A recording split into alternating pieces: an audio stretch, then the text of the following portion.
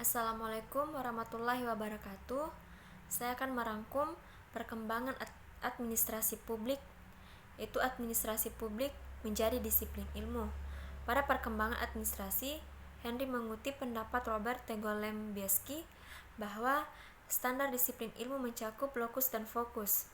Lokus adalah letak atau kelembagaan dari administrasi berada, sedangkan fokus adalah sasaran spesialisasi dari bidang studi. Nah, paradigma pertama dikotomi politik administrasi pada tahun 1900 sampai 1962. Nah, penekanan pada paradigma ini terletak pada lokusnya. Menurut Goodnow, lokusnya terdapat pada government birokrasi atau birokrasi pemerintahan. Sedangkan fokusnya yaitu metode atau kajian apa yang akan dibahas dalam administrasi publik kurang dibahas secara jelas. Paradigma kedua, prinsip administrasi negara, yaitu prinsip-prinsip tersebut menjadi fokus kajian administrasi publik.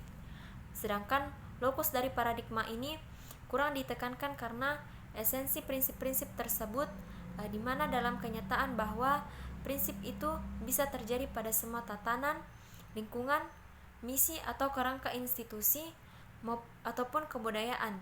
Dengan demikian, administrasi bisa hidup dimanapun asalkan prinsip-prinsip tersebut dipatuhi. Paradigma ketiga, administrasi negara sebagai ilmu politik 1950 sampai 1970. Nah, secara singkat dapat dipahami bahwa fase paradigma ini menetapkan suatu usaha untuk menetapkan kembali hubungan konseptual antara administrasi saat itu. Karena hal itulah administrasi pulang kembali menemui induk ilmunya, yaitu ilmu politik. Akibatnya terjadilah perubahan dan pembaruan lokusnya, yakni birokrasi pemerintahan akan tetap berkonsekuensi, dan usaha ini adalah keharusan untuk merumuskan bidang ini dalam hubungannya dengan fokus keahliannya, yaitu esensial. Terdapat perkembangan baru yang dicatat pada fase ini, yaitu timbulnya studi perbandingan dan pembangunan administrasi sebagai bagian dari administrasi negara. Paradigma keempat, administrasi negara sebagai administrasi. Pada tahun 1956 sampai 1970. Nah, ia menawarkan teknik-teknik yang memerlukan keahlian dan spesialisasi. Pengembangan paradigma keempat ini bukannya tanpa hambatan.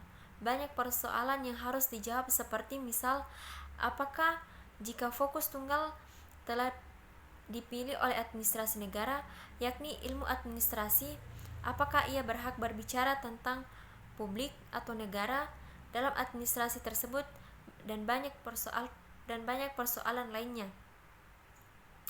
Istilah administrative science of digunakan dalam paradigma keempat ini untuk menunjukkan isi dan fokus pembicaraan sebagai suatu paradigma, dan fase ini ilmu administrasi hanya menekankan pada fokus tetapi tidak pada lokusnya.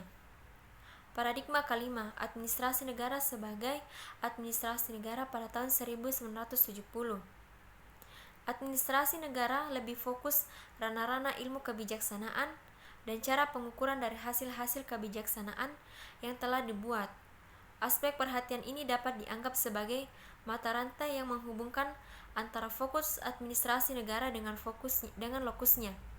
Fokusnya adalah teori-teori organisasi publik, polisi, atau teknik administrasi ataupun manajemen yang sudah maju, sedangkan lokusnya ialah para birokrasi pemerintahan dan persoalan-persoalan masyarakat.